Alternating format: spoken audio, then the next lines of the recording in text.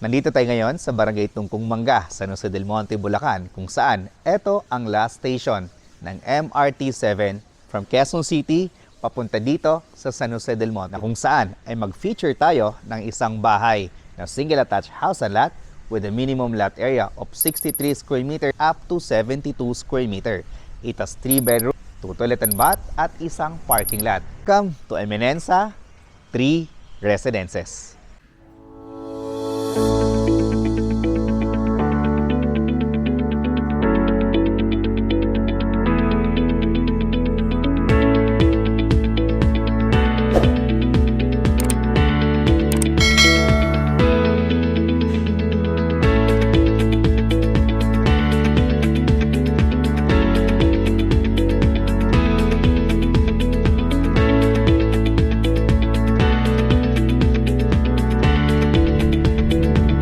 Future homeowners and investors, Rog Camacho here, isang licensed real estate broker, and the house behind me is our single attached house and lot dito sa Barangay Tungkong Mangga, San Jose del Monte, Bulacan, kung saan 10 minutes away ka sa mga malls tulad ng SM San Jose del Monte, Bulacan, Star Mall San Jose del Monte, Bulacan, Walter Mart, at 10 minutes away lang nito sa Grace General Hospital, Qualimed Hospital at Skyline Hospital, at malapit din ito sa mga simbahan at palengke.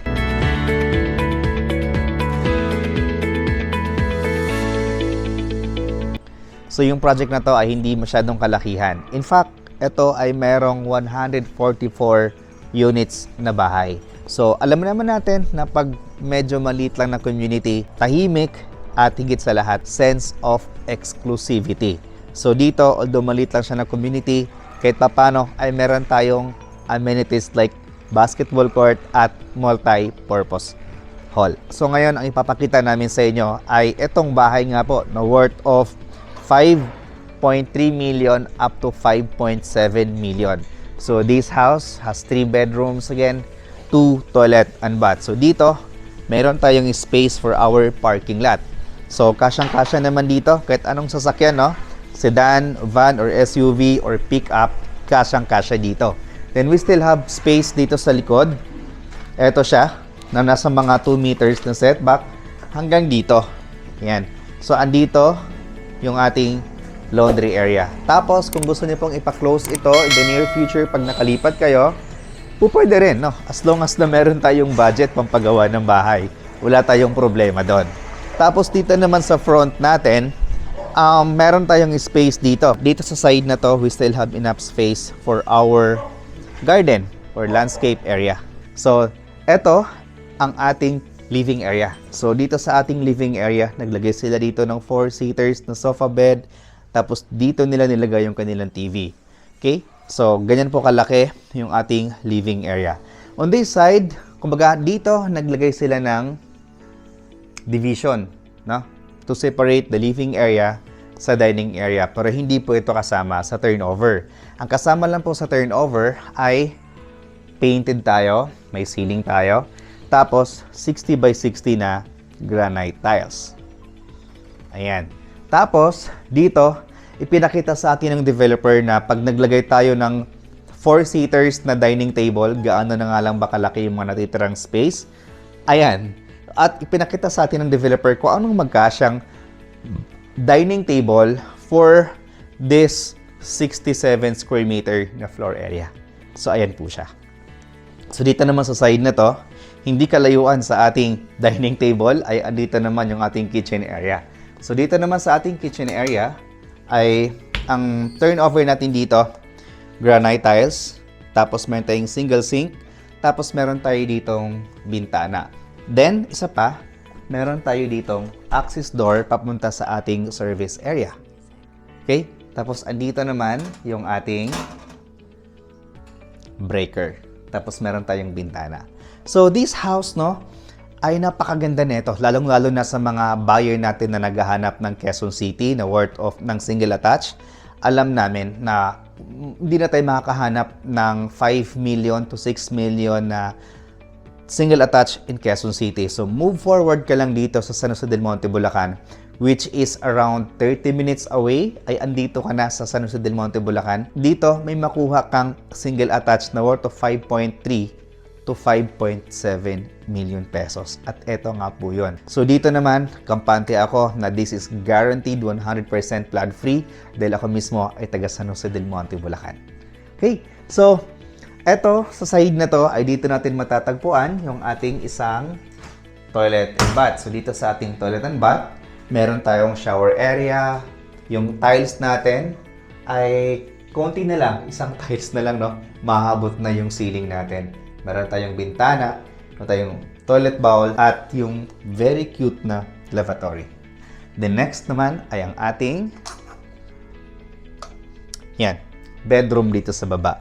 So, technically, itong bahay na to ay ideal sa mga clients natin na mayroong kasamang senior sa bahay.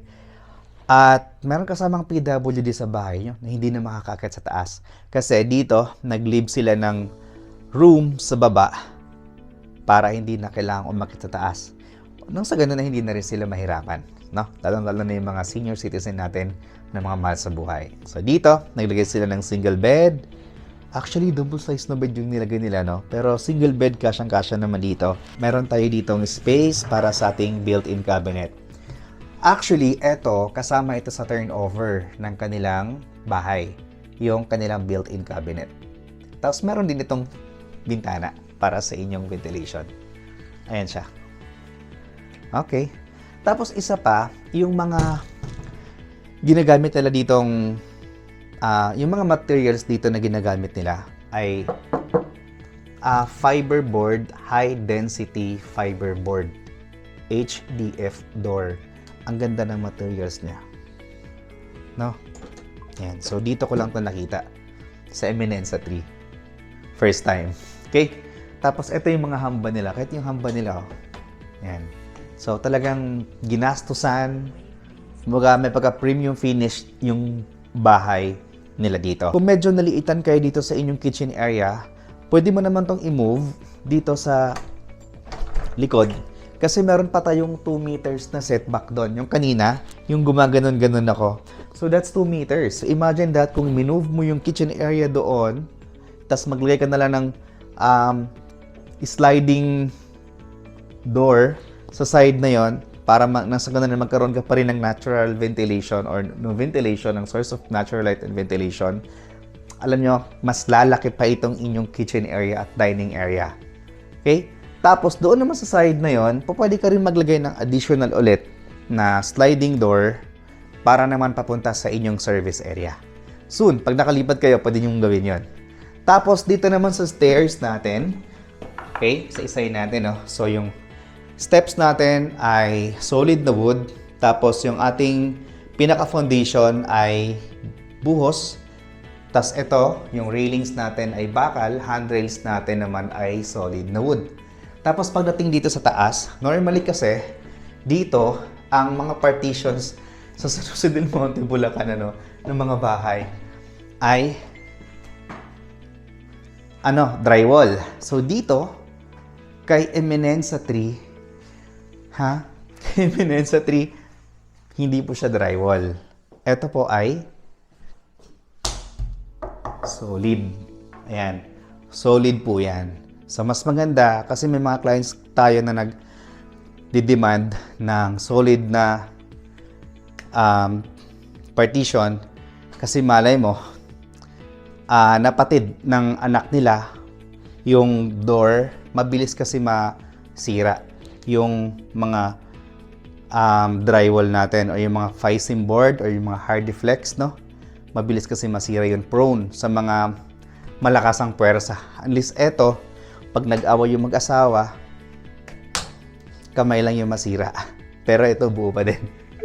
Okay. So, I'm just kidding, guys, no? So, by the way, proceed tayo sa ating trabaho. Dito, meron tayong malaking bintana. Mas maganda sa bahay para sa akin, yung may malaking bintana kasi hindi ko na kailangan magbukas pa ng ilaw. Bubuksan ko lang yung kurtina. Yan, meron na akong natural light dito sa kwarto. Dito sa inyong bed.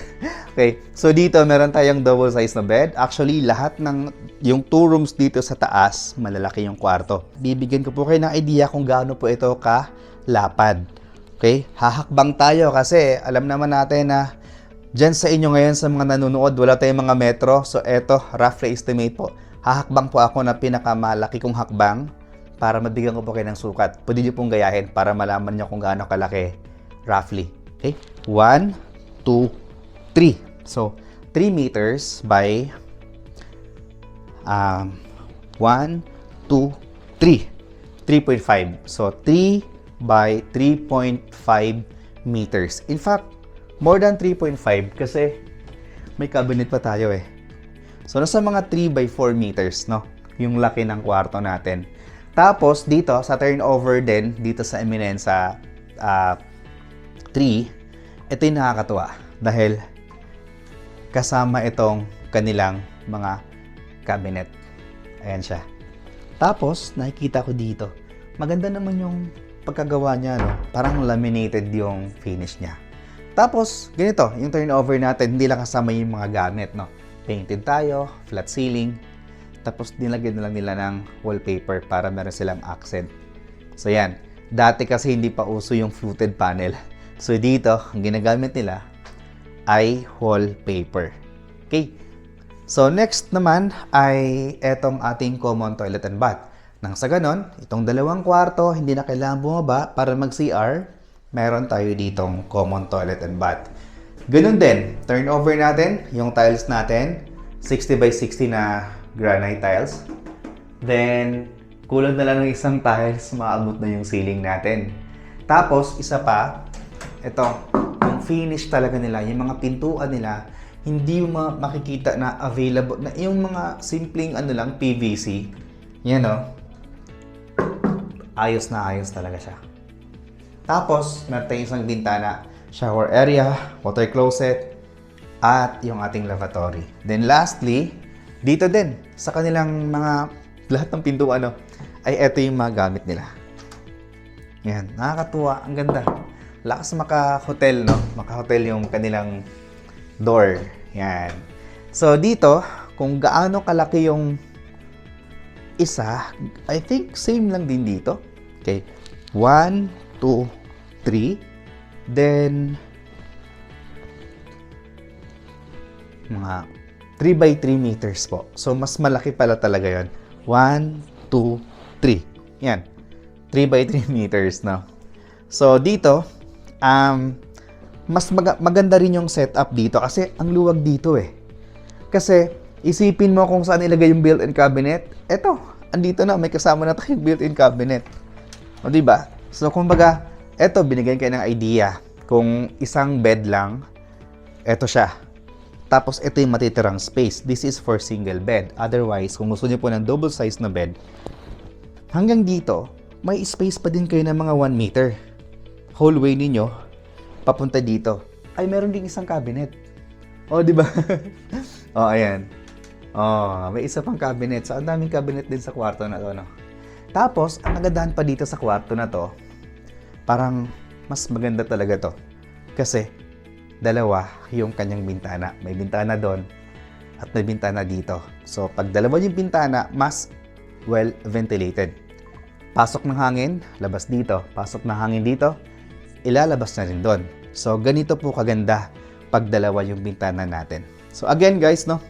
Yung price nito ay 5.3 million up to 5.7 million pesos. So, depende po sa lot area na makuha natin. So, dito, marami kaming available na ready for occupancy.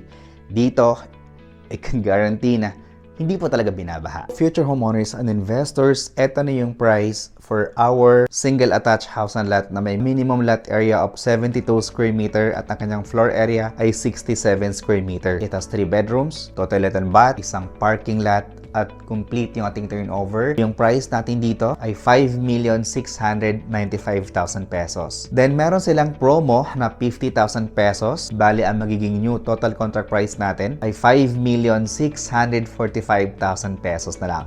Then, yung ating required na down payment para makalipat kayo through bank financing ay 20%, which is amounting to 1,129,000 pesos. Then, yung ating reservation fee para makahold kayo ng unit is only 10,000 pesos. Yung 1,119,000 ay payable po siya for 6 months ng walang interest.